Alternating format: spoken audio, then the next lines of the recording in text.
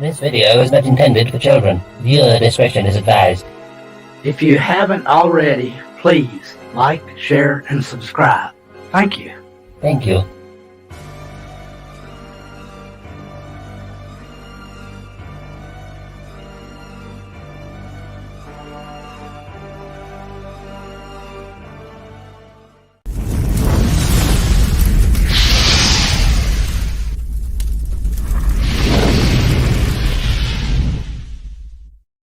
Humanity, look how far you've fallen. And I will strike down upon thee with great vengeance and fury of anger those who attempt to poison and destroy my brother.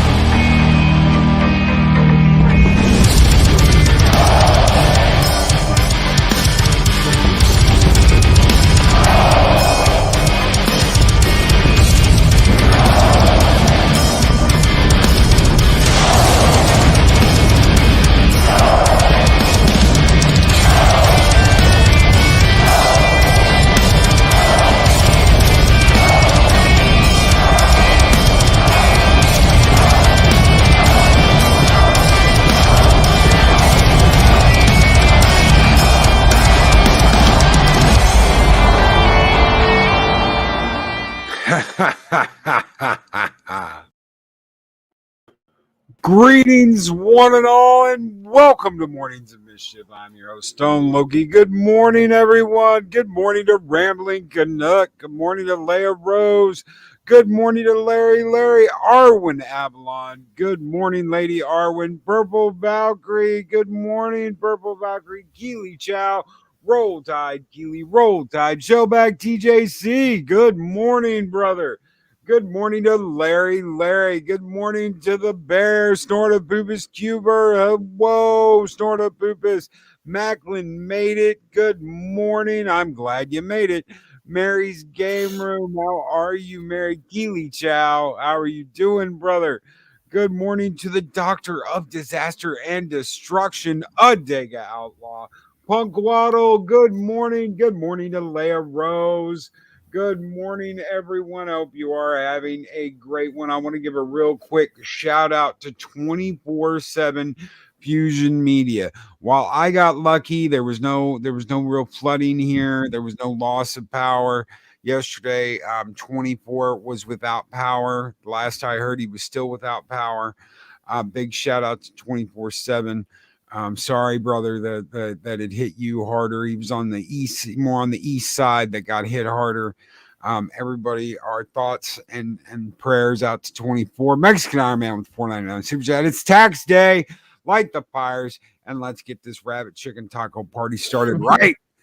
Thank you so very much, Mexican Iron Man. And I would like to introduce my guest for Women of the Fandom today, Wendology. Good morning, or it's afternoon there, isn't it?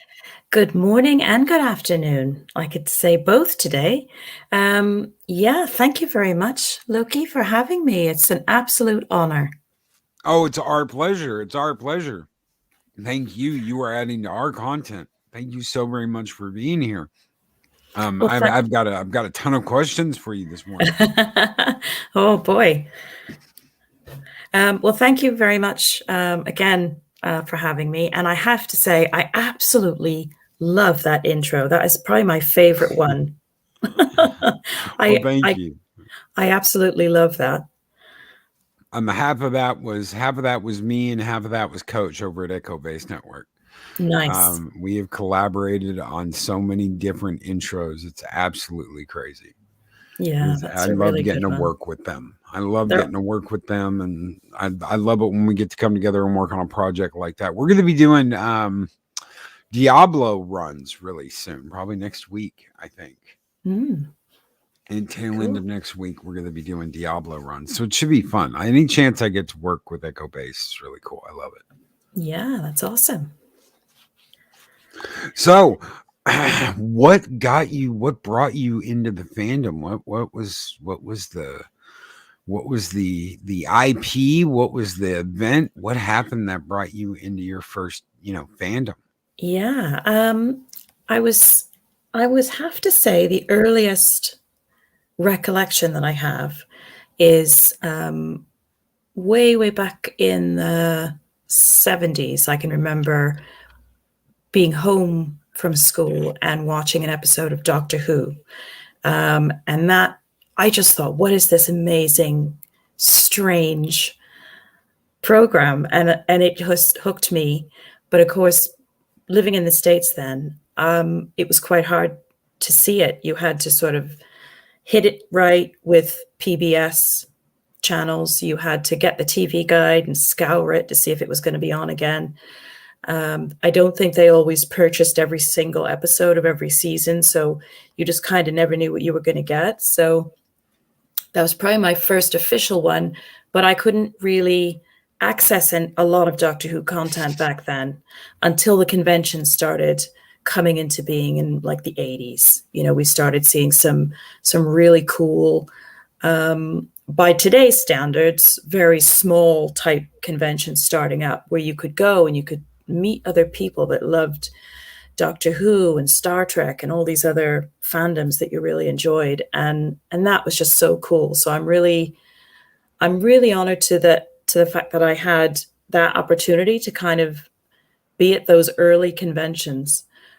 Star Trek is another one, classic Trek. That was obviously a lot easier to find and watch because that was in syndication in the 80s. So that was probably the one that I really fell hard for as well, because I really sort of, hi, happy dinosaur. I just absolutely love classic Trek. I ended up, I mean, back in the days of VHS and trying to record things off the telly, you know, I had boxes and boxes of all the classic episodes on VHS that I'd recorded, and I'd watch them to death. You know, they really meant a lot to me and still do to this day. You know, back then you could tell if someone was a Trekkie by their VHS collection. Yeah, You could really tell if they had, you know, if they had so many episodes recorded on the old blank VHSs. You know, yeah. they'd have season 1, episode 3 and 4 of TOS. You know, I can remember yeah.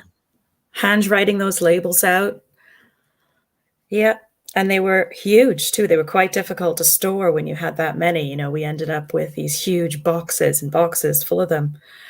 But yeah, Star Trek, the other thing that's kind of very close to my heart that I got into really quite young is horror comics, horror books. One of the very first books I ever read was a collection of Edgar Allan Poe's short stories and poems, which was a bit heavy duty, I think, for me at that age. But I was just always drawn to his writing. I just love it. And it led me into horror comics and the horror genre and things like that. So that's another big passion of mine as well. So did you, as far as the horror comics, did that translate into anything else? Like, did you used to watch, like, you know, horror movies, horror TV? Yeah. We, my mom back then used to babysit for some of the local girls, you know, for their parents. And we'd have these little sleepovers, you know. My mom was so cool. She knew we'd be up, you know, 1 a.m. We'd be watching, you know, Night of the Living Dead, you know, on like the old 1960s version, you know, and it'd be on, we'd be having our little sleepover, and she'd always sort of close one eye, you know, and not turn it off on us, you know. So we loved things like that. And there was a TV show, many people might know, it was called Chiller Theater. There were these lovely, not lovely, they were quite scary, sort of short little horror stories.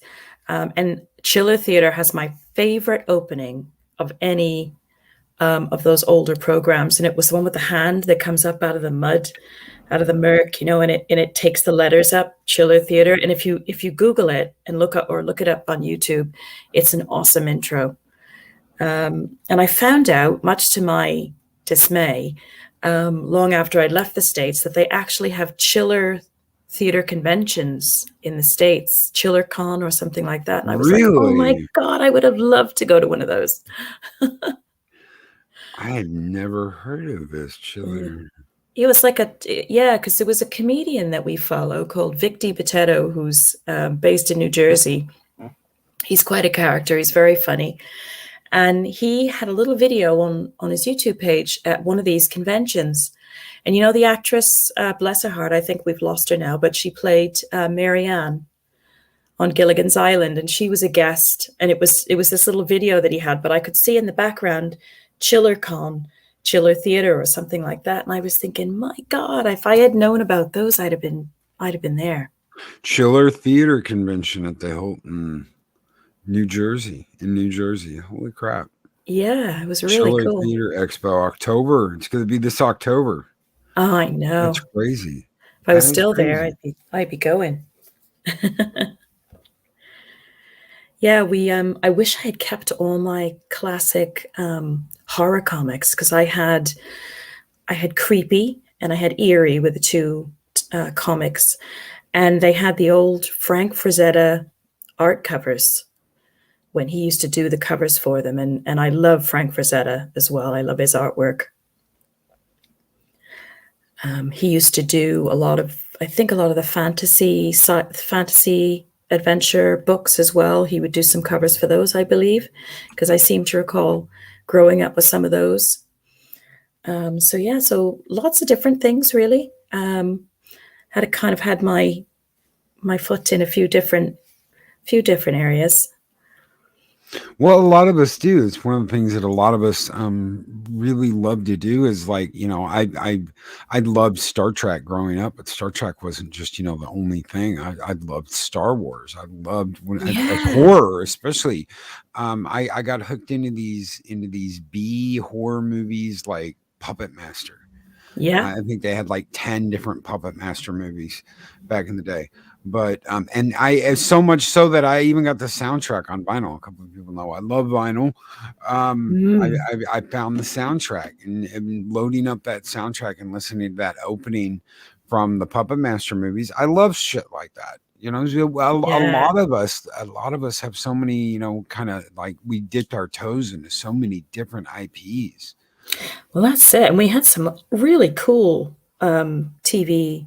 You know, like Saturday was like the horror movie day of the week, wasn't it? You know, you got all the great horror movies would be on. There was another one I used to love called Circle of Fear, and that was more like ghost stories and really creepy tales and things like that. So when you mentioned Star Wars, I was like, yeah, of course. Star Wars was another big one. I remember seeing that when it first went out in the theater. All 3 films, and we had to wait so long in between, didn't we? And there was no internet. There was no, you know, you if you spotted a magazine that had a little tiny snippet of a photograph of maybe a little article about something, you know, you grabbed it. So yeah, that was dedication, because you had to wait years in between. Yes, absolutely. Happy Dinosaur 8000 says, I love the horror genre. I love slashers, Freddy and Chucky, and the classics like Dracula and Frankenstein. I love the old Universal classics, the Wolfman and Frankenstein. And I love the Abbott and Costello movies. I'm a huge Abbott and Costello fan. Oh, they're so much fun. I'm sure I've seen them years and years ago. I don't have any of them in my collection at the moment, but I absolutely loved those as well. They were so much fun. Going back over like Abbott and Costello meet Frankenstein. Chick, I saw what I saw. And just like, you can't help he but was smile. So funny. Yeah, can't help but smile. And man, I love those two. And Stephen Glenn, good morning, Stephen Glenn. He hits us with a $5 super chat this morning. Thank you so very much, sir. And he says, Wendology, what was your thoughts on The Raven by Edgar Allan Poe with Vincent Price? That is my favorite. And in fact, I actually at one point had memorized the entire thing, and I used to just love doing that. If I found a poem or anything like that, I would memorize it.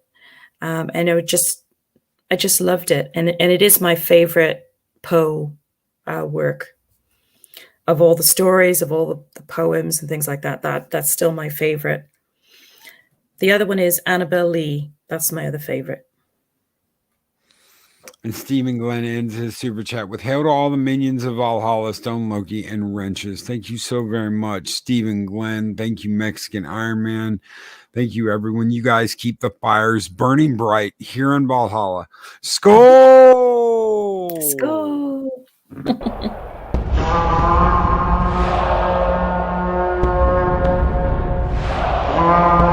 A dollar? I've never seen a dollar. Nobody's got a dollar. Let us see the dollar. There it is. It's beautiful. Take your hat off, boy. That's a dollar bill. It's all this essence as you used to watch the Abbott and Costello Frankenstein film with my dad every Halloween. Recently bought him the DVD. Oh, that's cool. Yeah, that's really nice.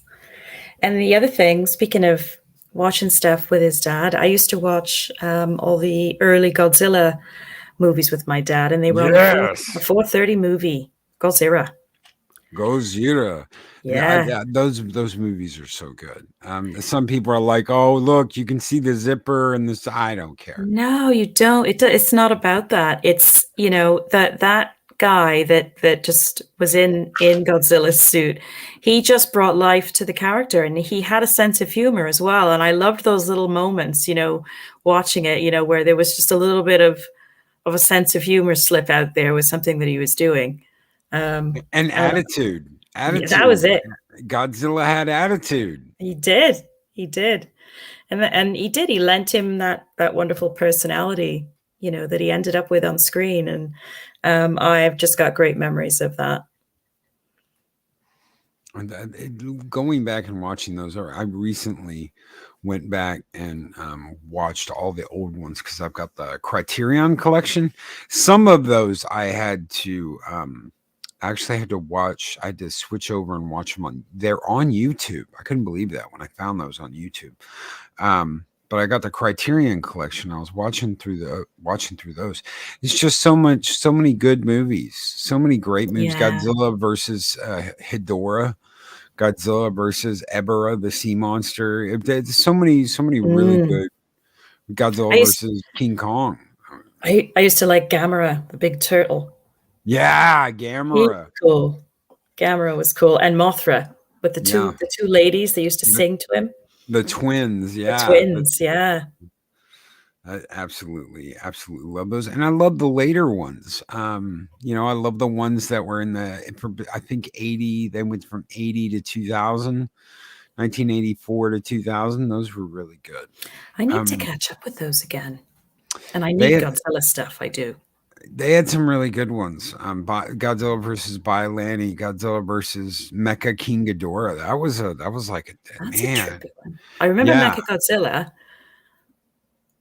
I can remember Mecha Godzilla, but I definitely need to catch up again with them. Again, it's been years, and it's funny because you just get so busy. You know, once you step into that sort of working life and work, you know, 9 to 5, you know, life just sort of takes a different turn. And there's so many IPs like that I never left them behind, but I just didn't have a lot of time to think about them. And it's been so much fun re-immersing in a lot of them because of channels like yours, Loki, and many others that are so great at talking about these things and helping us, you know, rekindle our love of so many of these IPs. And the passion that I feel for them is just so great to see that other people have that same passion, and it makes you just so happy,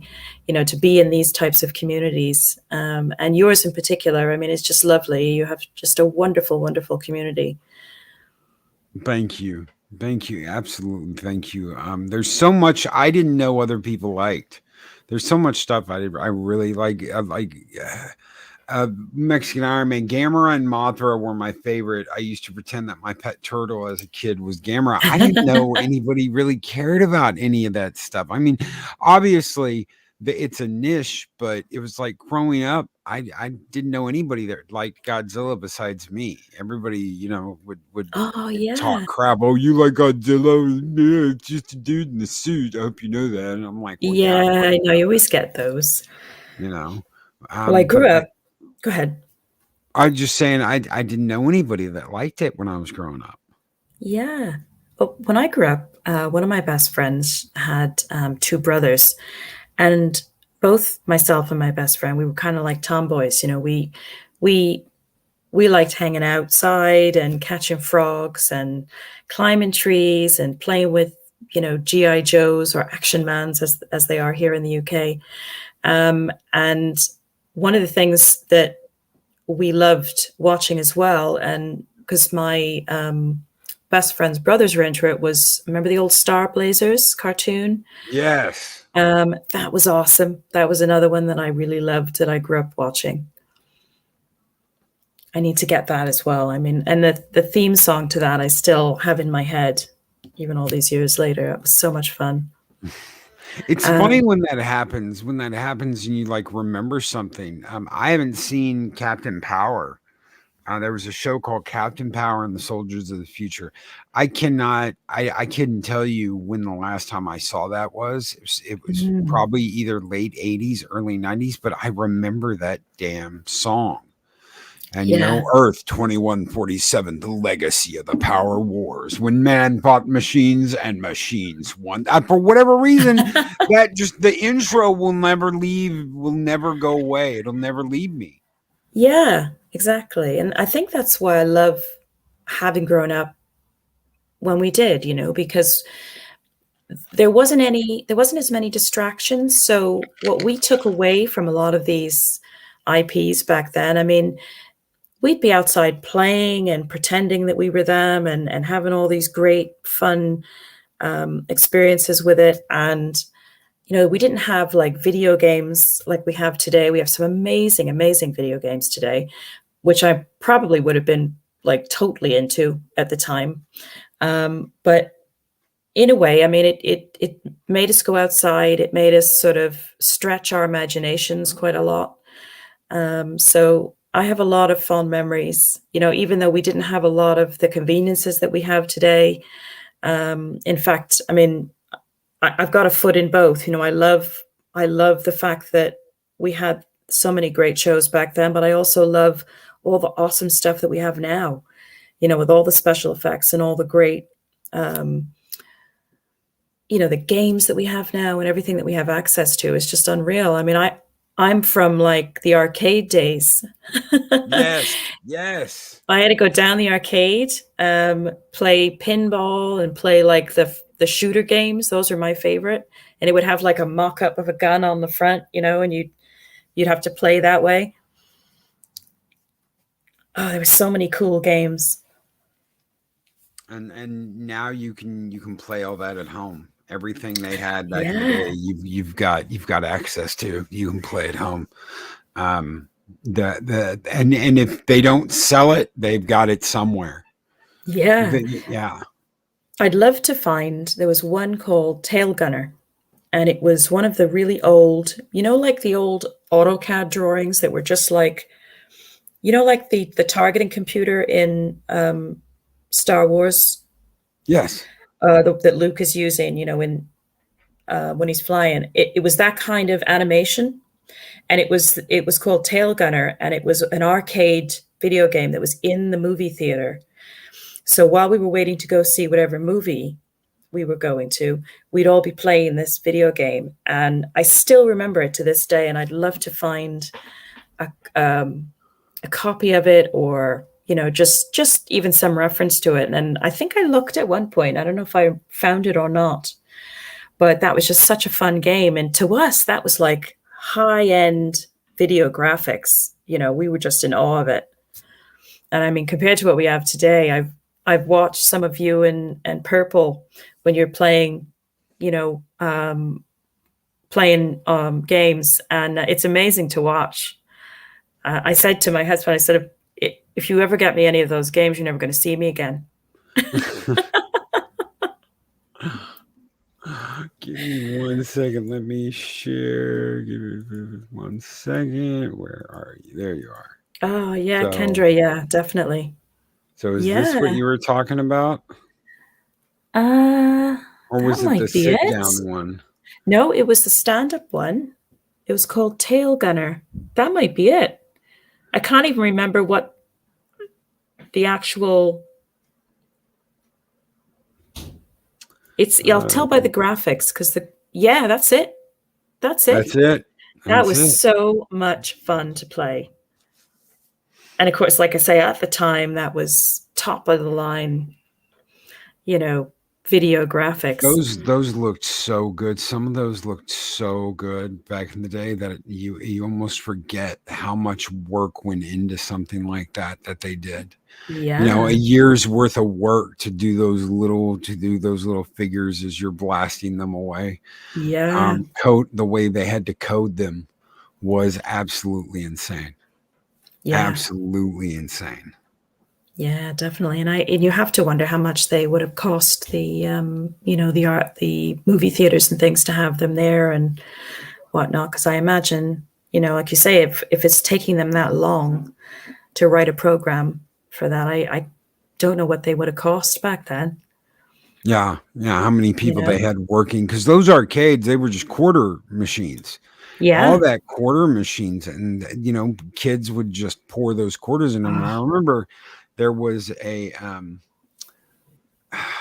there was one at the PX that my dad used to take me to, and I think they paid like over like $1,000 a month. And back in the 80s, that was a lot of money. You paid $1,000 a month to have one of those machines in your store.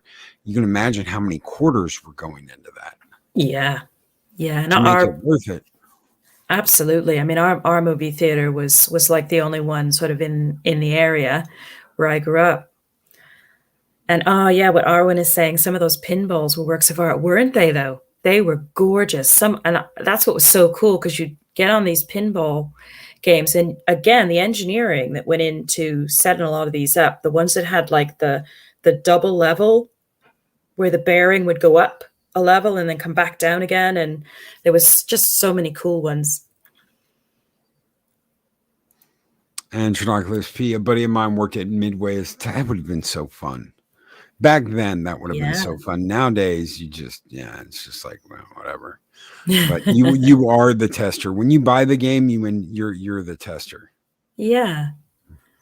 I'm really hoping to get into some eventually. It's again, it's just something I used to really love, playing just the arcade games.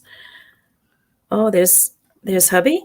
There's Darren Powers with a £5 super chat. Thank you so much, Darren. You didn't have to do that. Greetings from the wild realms of Mystic Wales. Keep up the great work with the channel. Thank you very much. You guys keep the fires of Valhalla burning bright. Thank you, Mexican Iron Man, for your super chats. Skol! Skol!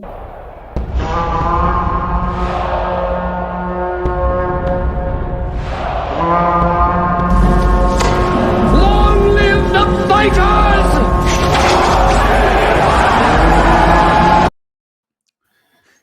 So if you had to choose, if you only could pick one IP, and that's all you could ever, that's all you could ever have for the rest of your life, if you could only pick one, what would it be and why? Star Trek. Star Trek. Yeah, it would be Star Trek. Why? I just feel like that show actually helped me through a lot of different times of my life. And I think I also found that I emulated the work ethic. I loved the fact that the crew all worked together as a tight unit, and they looked after each other, but they were led by a fantastic captain. And I think it was the work ethic. It was that feeling of being a part of something that large and playing a role and being able to help with the greater outcome. And I've carried that with me through my life. And I've always enjoyed being in helping roles. My mom was, she had a few jobs in her life, but probably the one she had for many, many, many years was as an office manager. So I was kind of an office geek, because I'd get off the bus from school, you know, and I'd end up in her office, and I'd be messing around with all the typewriters and all the bits and pieces there in the office. And when I started applying for jobs, I used to get feedback sometimes and said, you know, you really seem to have a good work ethic. And if I got any positive feedback after I'd been in a job, that would be a lot of what people might say. And I really owe a lot of that, certainly a lot to my parents, who were wonderful, but a great deal of that to watching Star Trek back when I was growing up, and just really wanting to emulate that dedication that they all had to the ship and, you know, to their mission. Brightest Day with the $1.99 super chat says, why do all fandom women have such lovely voices? I think he's talking about you, Wendology. Oh, thank you. Thank you so very much, Brightest Day. I can see what you're saying. Yeah, it was dedication. Dedication to your mission, dedication to your goals. And not just, I'm going to do anything. It's not like I'm saying, you know, you're going to do anything to get it done. It is doing it and doing it the right way. Yeah. And everybody had a role. Everybody played a part. And the one thing that I can remember, one of my bosses saying to me, a job I had for absolute ages. I worked in a law firm for many years, about 13 years. And there were times when, you know, they would ask you to, you know, drop what you're doing, because we might have a big case on, and we might have to just drop everything that we were doing and jump onto a different task, and everybody would just pitch in and get it done. And those were the times that I would be reminded of, you know, scenes on those early Star Trek episodes where, you know, the ship would be in danger, and you would just drop everything. You would take over another post if you needed to. And I feel like I carried a lot of that, you know, with me into my working life, you know, and it's always stood me in good stead. So I'm really grateful, you know, for them, for that. Who's your favorite character on Star Trek? Bones. Bones. Yes. Yes. He was so... Go ahead. He was great. He was the wonderful sort of camaraderie and good-natured, but sometimes very sort of saltiness between him and Spock was so much fun. But yet they loved each other. I mean, they were blood brothers, really, you know, at the end of it all. But I love Bones. He was just so much fun. Always had a good comment to make, and sometimes a slightly underrated character, because the other two were wonderful, but they would tend to get a lot of the spot. So I tended to gravitate to him. Yeah, a lot of people don't know. If I had to pick one, it'd be Bones. It's always good to be Bones, and not enough people pick Bones. It's always Spock, or it's always Kirk, or you know. Yeah. Bones was my favorite. He kept me watching. You know, I'm a doctor, not a bricklayer. Yes, Devil in the Dark. Yes. And it was things like that kept me. You know, when Khan grabs him and he's like, "If you're gonna kill me, just cut the carotid artery into the left ear, you know, and make it quick." and you know, he's like, yeah, it was just, it's McCoy. Yeah, he was tough as nails, but he did have a very softer, gentlemanly side, as we got to see in several episodes. One of my favorites, and it's a little bit of a more of a campier episode, but is Shore Leave, because that was quite a Bones had quite a bit to do in that episode, And then he got the ladies in the end, which I thought, oh, good for you, because Kirk always got the ladies. So I thought, Bones, oh, good for you, mate. And Lord Bob, of course, he was tough. I'm just a simple country doctor. Country doctor. Just an old country doctor, Captain. Yeah. Damn it, Jim. Damn it, Jim. Yeah, we still run lines from it. If I'm not careful, I end up talking to myself. Best part of 5 right there is if I'm not careful, I'm end up talking to myself. One of my favorite Bones lines and scenes is from Wrath of Khan, where they decide that they have to take a chance that the crew have transported themselves to the center of this planetoid that they were going to test Genesis on. And they have to take a chance. They don't really know if they're going to live or die, when Kirk makes the command decision to send them, and Bones goes, suppose they went nowhere, in his sort of stoic way. And then Kirk goes, well, then this is your big chance to get away from it all. Yeah. And the look on his face is just brilliant. It's absolutely brilliant. I love that scene. I love all of it. McCoy was always like the one, saying something like that, and Kirk was always the one giving him a quick quit back. Yeah. Your big chance to get away from it all. Yeah, Damn it, Jim. I know, he's a great character. And I know not everybody was a big fan of the J.J. Abrams movie. I didn't particularly care for the second ones. I didn't hate the first J.J. Abrams movie. I didn't hate it. I was prepared to hate it because I was really skeptical, like massively skeptical. But one of the actors that I thought did a very good job was, Carl Urban. Carl Urban. Yes. I thought he did a really good job. I smiled when he's like, "Oh, she left me with my bones." I was like, "Yeah, yeah." It's like no matter what you think of those films, I thought Carl Urban just really nailed it. He did a good job. Yeah, absolutely. Carl Urban was the best part of those movies. I like the kid that played Chekhov too, and son. I can't remember his last name. Bless him. The poor kid that passed away, got crushed by his Jeep. He was such a baby as well. Yeah. He was such a young guy. What a tragic, unnecessary incident as well. You just think, oh my God, what a loss. And it must have hit all the crew hard as well. Yeah. Anton Yelkin. Yeah, Yelkin. That's how you say it. I can never remember exactly how they said. Victor 2. Yeah. Victor.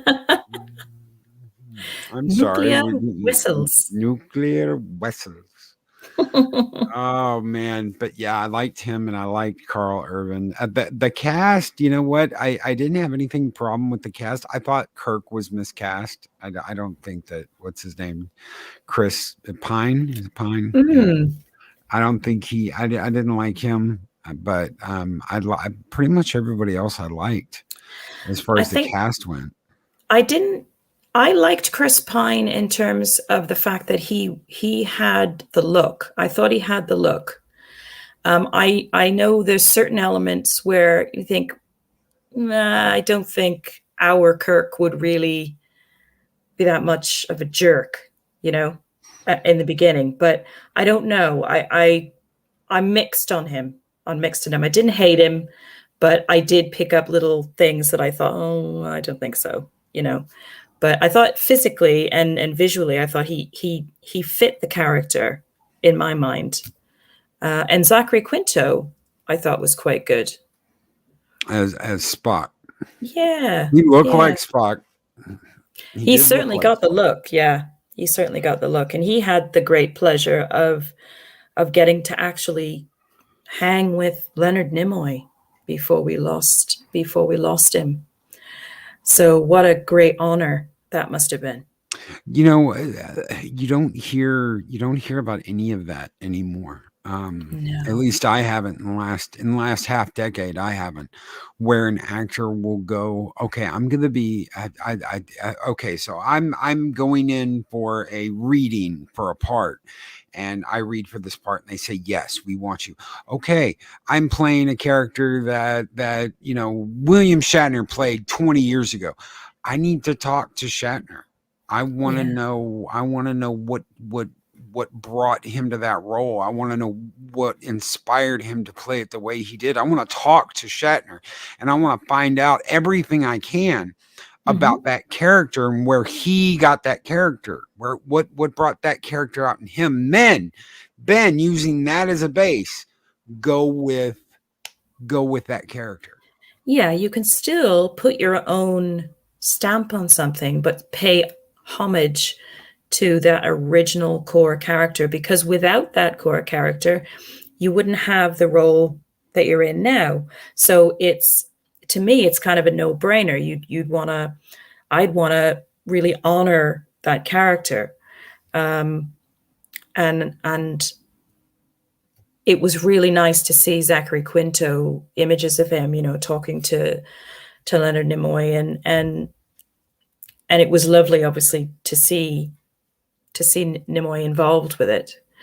But it's quite bittersweet, because obviously there's times when I can watch it, and then there's times when I can't watch it because I get a little bit too sad about Leonard Nimoy, because he's just such a part of that original crew. Absolutely.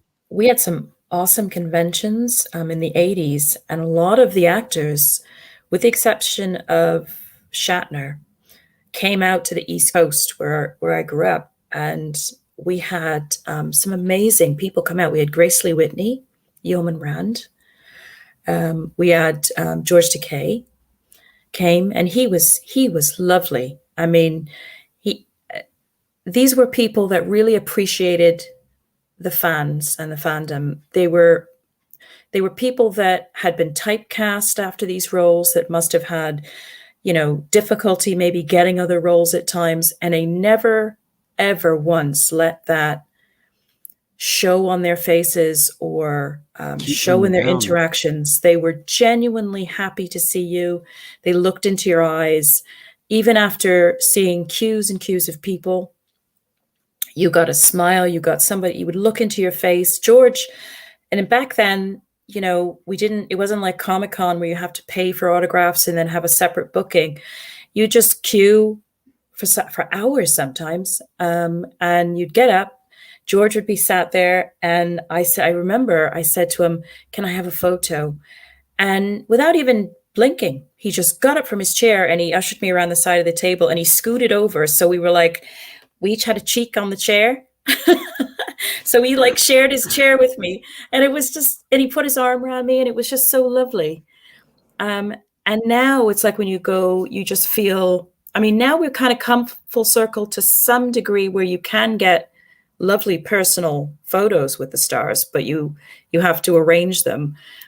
But what was another one? James Doohan was another absolute charmer. Yes. And there's a story I've told, because when I heard it, I was like, wow, and this is James Doohan telling the story, that there was this woman that showed up at a con, and she was convinced she needed to end her life. She was convinced there was no point going forward. She was very depressed. She was very alone. She was very she was a introvert that never went out, didn't have any friends, didn't know anybody, and didn't know how to escape that. Yeah. And Doohan kept inviting her to conventions and flying her out, and she kept going and going, and one day it just stopped and she just disappeared, and he didn't hear from her for a year, and she showed back up, and she had gotten married and started a family. How lovely. Lovely. It's like one of those things. You hear about something like this, that he did that, and he changed this woman's life. And that's something he didn't have to do. He didn't have to do any of that, but he never looked at himself like, oh, I'm some big Hollywood megastar. I'm just I'm that guy that fixed the Enterprise on the TV show. I'm the guy that worked in the engineering section. Yeah. I'm Scotty. I'm the transporter guy. He wasn't full of himself like some. Not at all, no. And in fact, speaking of that story that you just told, that, and I've heard that, it's a lovely story. I had a somewhat similar experience with James Doohan. He came to, I first met him at a signing that he had at it was like a VHS store back then, and I can remember going in and being so excited because it was the first time I was ever meeting anybody from Star Trek. And I got up to his table and he looked up into my eyes and he said, "You are very special." And I said, I didn't know what I said. I probably babbled something. I was so terrified. And I asked him for a photo and he said, sure. And he came around and I sat on his lap, and we had a nice photo together. And then I don't know how I had the sort of gumption to do it, but I said, do you have a postal address that I could send you a copy of the picture? Would you mind signing it? So, he whipped his pen out. He wrote down this P.O. box in Burbank, California. So away I went. And we had the pictures developed and I put it in an envelope and I wrote him a nice letter and I posted it off. And a couple of months went by, maybe 4 or 5 months. And all of a sudden this letter came in the post and I opened it up. And on the letterhead of the letter, it was like personal note paper. It said, James Doohan on the top. And I thought, oh my God, he must have actually got my letter. So I opened it up and it was a personal handwritten letter. The whole thing was in his handwriting. And he said, I'm doing a job in New York City, blah, blah, blah. Told me where it was. I'm going to be there on whatever date. Come down and see me. And he signed it, Love, Jim.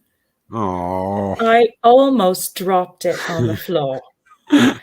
And my mom was a very savvy lady, and she said, I'm going with you to that.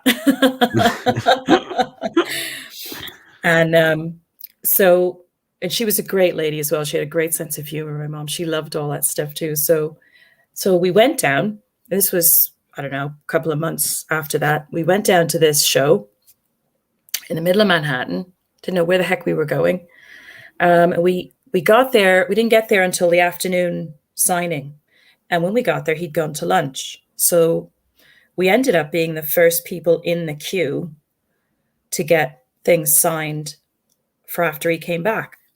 So in the meantime, this big, huge queue had formed and was going out the door. And I was stood right by the table where he was going to be sitting. And so I was the furthest away from the actual front door of the shop by this point.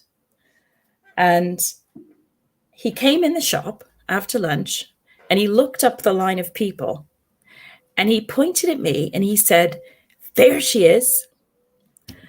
And everybody turned around and looked at me. I was so embarrassed. And he walked up and he bear hugged me and he spun me around in the air. And I just couldn't believe it.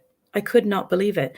And we had some more photos with him. We had a lovely chat with him. He signed, my mom even sat on his lap and we had some really cute photos with him. He signed a whole bunch of stuff for me. And away we went. And then this would have been in the 80s. But then in the 90s, so it had to be sometime in the 90s, I'd stopped going to conventions. I was sort of working. And my friend who lived in Manhattan said to me, you're never going to guess who's coming to a con. And when she told me, I was a bit like, oh no, I don't want to go down. I don't know if I can, I'd be too nervous. And she said, oh, come on down. So down we went. And we got to we were in the queue, and I don't know why I was so nervous this time, because I'd met him a couple of times before, but I was absolute bag of nerves. And when I got up to his table, he had his head down and he was signing away, and he looked up and he looked up into my eyes and he went, "Well, it's been a long time. I can't believe this man's memory. He must see thousands and thousands of fans, and he would remember people." And that's what made me think about that story. But I got so nervous that I couldn't say anything. So I got my autograph and then I left. And we were having some bite to eat just a couple of blocks away. And I felt like I needed to go back. It's like, one of those really eerie feelings that you get. Yeah. And I nagged my friends. I was like, I have to go back.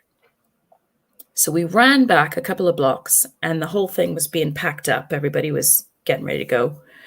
And we walked into the room where he had been signing, and this sort of very snooty woman came out, and she was like, "He's gone now. He's left the building. You'll have to leave, blah, blah, blah." So, okay, never mind. So we turned around and we started to walk out. And then my friend turned around to me and she said, "You might want to turn around." And when I turned around, he was standing behind me with these two bodyguards next to him.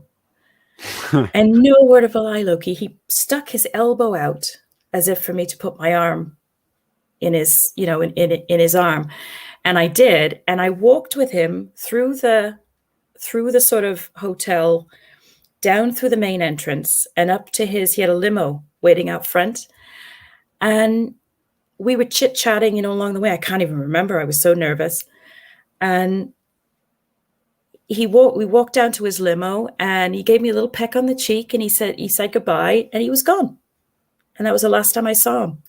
Oh. But I will never, ever forget him for that. He was so kind. He was just so lovely.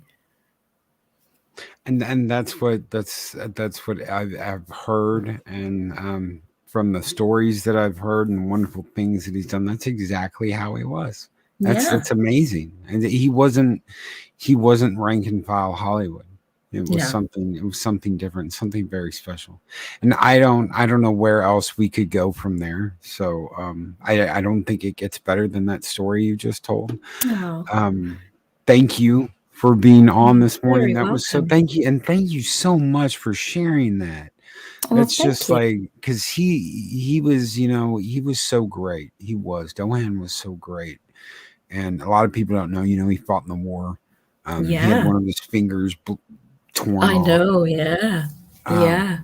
It's like you hear all these stories about him, and you just get wide-eyed, and then you hear what just how much of it, like Punkwaddle just said, what a human being he was. Yes. And the real deal, I think. Absolutely. The real deal. A man's man, but a very, very lovely guy, and very just so appreciative, of everything that Star Trek had brought him. And that says it all, really. And it makes you want to be a fan all the more. Yes, absolutely. It does. And that's sorely what our fandoms need today.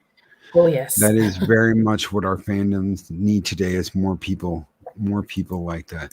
Thank you so much for being here today, Wendology. Thank you, chat, for being here. Thank you so much for having me. It's an absolute honor. Like I said, I really appreciate it. Well, it's you. Thank you. You are adding to our content. This is absolutely wonderful this morning. And definitely a woman of the fandom I won't soon forget. So thank you. Well, thank you very much. And I would love to have you on again if you're ever able. I would love to have you on again and talk to you more about the IPs you love. Thank you. I'd love to. All right, everybody. I will be on Clobbering Times tonight for a football stream of all things. Clobby. Not that sissy kickball people have across the pond. That's right. Good old American smash mouth football. I'm going to get in trouble for saying that, but never mind. Oh, Everybody take care. That'll be at 9 p.m. Central Standard tonight. So that'll be late tonight. We're going to talk about football tonight. But everybody take care. Have a great one. Be excellent to each other. If Dohan taught us anything, be excellent to each other. Everybody take care and have a great one. Take care.